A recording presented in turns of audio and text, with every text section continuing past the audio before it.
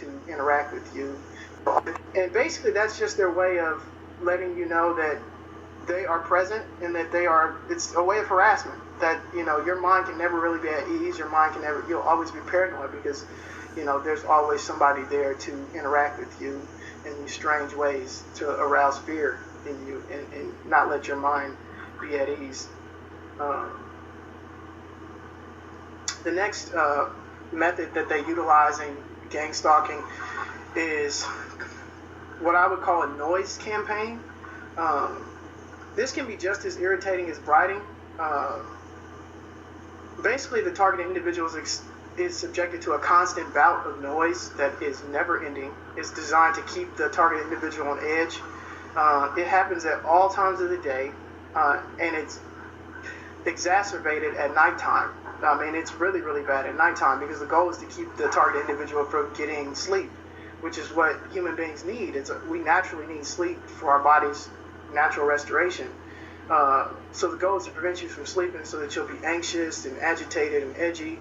And basically just your stress hormones will be through the roof, and which only exacerbates those feelings of paranoia and fear and stuff like that. So how do they do that? Again, the particular ways that I've experienced and that I've heard other targeted individuals talk about is like there'll be loud music all around them, like from their neighbors and stuff like that. Cars will be passing by constantly at very rapid paces, making noises and blowing their car horns and stuff like that. Your neighbors around you will be screaming and talking loudly. This can be really irritating if you live in an apartment complex. And the craziest tactic that they use to generate noise is they do it through machine-generated sounds, things like fake dogs barking, machine-generated sounds, things like fake dogs barking, machine-generated that they if you live in an apartment complex. And the craziest tactic that they use to generate noise is they do it through machine-generated sounds, things like fake dogs barking or chickens crowing and duck calls and stuff like that. Just really strange things to just constantly generate noise so that you can never really get relaxation as a targeted individual. And like I said, they accomplish these tasks by paying your neighbors, lying to your neighbors, telling them you did something. Paying your neighbors, lying to your neighbors, telling them you did something wrong, and so their neighbors actually think that they're helping and stopping a crime or some sort of investigation or something like that. Or they blackmail your neighbors if your neighbors actually have done something wrong or something like that. My personal experiences with the noise campaign, I want to talk about a little bit about that. The one I want to talk about most is the one that made me actually realize that I was a targeted individual. After experiencing so much harassment in Las Cruces, New Mexico, where I was living at the time for a while, I decided I was going to go to Houston just to get away for a while. I had several friends in Houston. That's where I used to live and where I used to work. So I went to go visit my friend Kimberly Snag, and while I was in Houston, I was staying in Kimberly's mom's house, which is in 5th Ward, a real quiet neighborhood, mostly old people, residential area. But while I was there, every 10 minutes, cars would be flying down the street, making, at rapid paces, making loud noise. And about every 30 minutes or so, I would hear car horns, like people blowing their car horns. And the goal was obviously to keep me under the noise campaign and not really get to relax. And the strangest thing, and this is the thing that really piqued my mind to, hey, there's something more going on here. This is kind of crazy.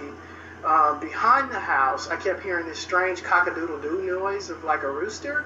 But it was the same cock-a-doodle-doo without any variation to it. So it was obvious that it was like a machine and it wasn't a real rooster. And on top of that, it was like from 2 to, it was nonstop, but I noticed it when it was like from 2 to 4 p.m. in the afternoon, which is kind of atypical for a rooster to be crowing nonstop from 2 to 4 in the afternoon. And this went on for several days because I stayed in Kim's mom's house for like 3 or 4 days, and it went on for several days. The cars and the rooster and all that.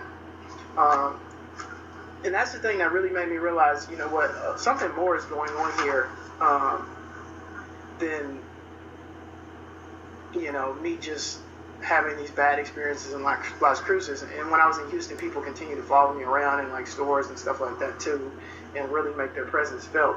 But I'll talk about that a little bit later. Some of the other noise campaign experiences I had when I was in Las Cruces, my neighbors were constantly making noise.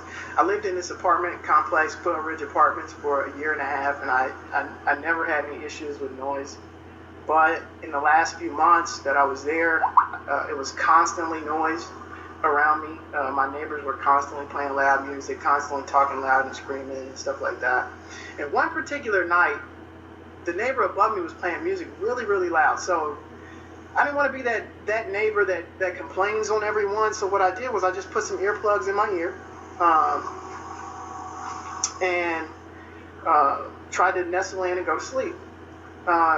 Shortly after I put these earplugs in my ear, my bed actually is on the wall adjoining one of my neighbors, the neighbor that was behind me. And the headboard is literally on that adjoining wall. As soon as I put the earplugs in, I started hearing these extremely loud sex sounds. Now, mind you, I've lived here a year and a half.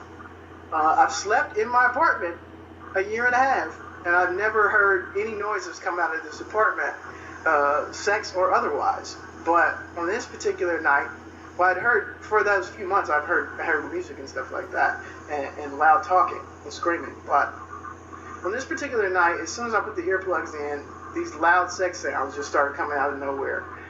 So that kind of let me know, okay, this is part of this stupid harassment that I'm experiencing. And another noise campaign experience I had, this one is particularly bad and particularly devastating because it's actually from a family friend, and that was very hurtful. But I was staying at my friend Monica Johnson's home with her family. And I think I know why they participated in my stalking.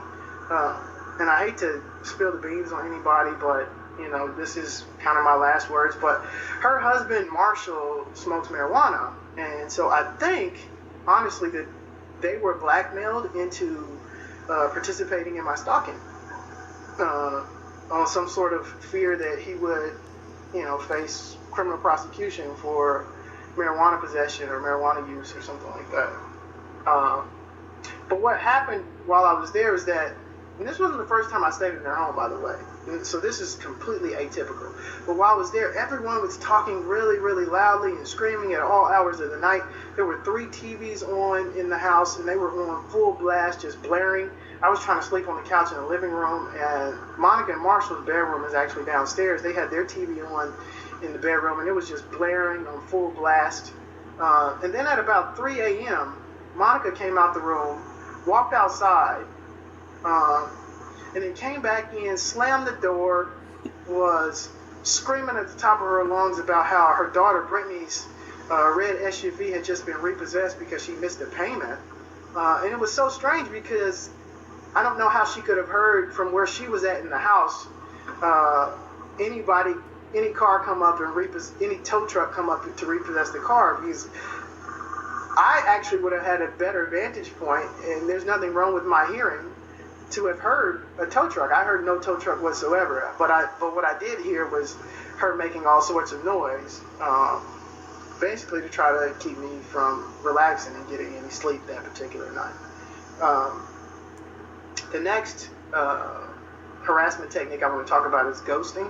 And this isn't actually one that I experienced, but other targeted individuals, when you watch their videos, they'll talk about it, and you'll get to hear their stories. But basically, this is where they will rearrange a targeted individual's personal belongings.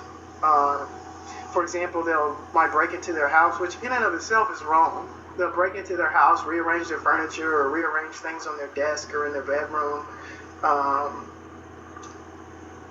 They'll actually rearrange lawn ornaments and stuff like that are in the yard. So when the targeted individual returns back to their home, they see that things are sort of out of place. And that obviously arouses fear and paranoia and apprehension and stuff like that to further exacerbate this evil, ungodly program that they participate in to try to harass targeted individuals.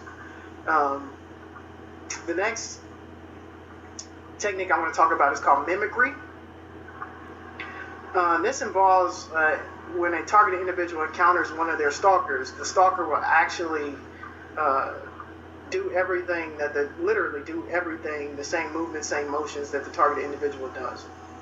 So it's very irritating. And these particular stalkers make their presence very known.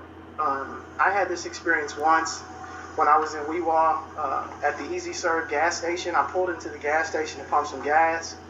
And when I pulled in, this guy comes from behind the pump next to me, and he has on these dark sunglasses, really dark sunglasses, which is my particular stimuli that they've used in my stalking experience. But these really dark sunglasses, he looks at me and then he starts waving his hands and moving his head to try to basically get my attention. Hey, I'm here. And I ignored him at first, and then I went to go start washing my window. So I'm washing the front window. As I start washing my front window, he starts washing his front window, and he's looking at me while he's washing his front window with these dark shades on. So then I move to the side window, and he moves to the side window, and he's looking at me with these dark shades on and washing his window. And it was really creepy. Everything I did, he did. But, I ignored it. That's just one of the things that targeted individuals experience, is this kind of harassment to try to make you frustrated or angry or paranoid or nervous, or, start to kind of question, what in the world is going on with me? But I know, beyond a shadow of a doubt, that there's nothing going on with me. I mean, God has not given me a spirit of fear, but one of power, one of love, and one of a sound mind. And I thank Him for having a sound mind. I know that nothing is going on with me, and that it was absolutely just part of this evil, ungodly program. The next thing technique I want to talk about is called sensitization. And this one is pretty critical for the overall targeted individuals harassment program. This refers to basically, they want the targeted individual to associate a particular stimuli with their harassment. For example, whenever you're out in the public as a targeted individual, if you encounter people wearing blue baseball caps, you start to associate blue baseball caps with you being harassed. So that way, going forward, anytime you see a person in a blue baseball cap, you'll instantly think, is this person here to harass me? In my particular situation, they used dark sunglasses as my stimuli. And it worked very, very well at first. I got to the point where every time I saw someone in dark sunglasses, I would kind of freak out. I would be looking at them extra because I thought that person was there to harass me. This is before I knew I was a targeted individual. After I knew I was a targeted individual and realized that this was just part of the game, perception is reality, I was able to calm myself down. I still was paranoid. I'd see people in even now, I see people in dark sunglasses and they get extra attention from me because that's part of the game. But then I just remind myself, look, I'm a targeted individual. This is part of the game. This is perception. This perception is reality. And I'm able to kind of calm those fears. The next technique I want to talk about is called mobbing. And this particular technique happens most often when a target starts to realize that maybe there's something more going on to their experiences that meets the eye, or maybe the target is already in kind of a flustered or frustrated state. Then you experience what's called mobbing, and that's when you get harassed by several stalkers at one time. And this is basically designed as a scare tactic. By several stalkers, you experience what's called mobbing, and that's when you get harassed by several stalkers at one time. Experience what's called already in kind of a flustered or frustrated state. Then you experience what's called mobbing, and that's when you get harassed by several stalkers at one time. And then you get harassed by several stalkers at one time. And this is basically designed as a scare tactic to really drive the target into paranoia. This happened to me on several occasions because This happened to me on several occasions because I have a pretty low anger threshold. This happened to me on so many occasions. If I'd be driving along the street and 5-10 cars will pass by all at the same time. Everybody has on dark shades, and they're not watching the road. They're watching me. Like, they're not looking at the road like it's, and they're not watching the road. They're watching me. Like, they're not looking at the road like it's, and they're not watching the road. They're watching me. Like, they're not looking at the road pass by on the street, and 5-10 cars will pass by all at the same time. Everybody has on dark shades, and they're not watching the road. They're watching me. Everybody has on dark shades, and they're not watching the road. They're watching me. Everybody has on dark shades, and they're not watching the road. They're watching me. Everybody has on dark shades, and they're not watching the road. They're watching me.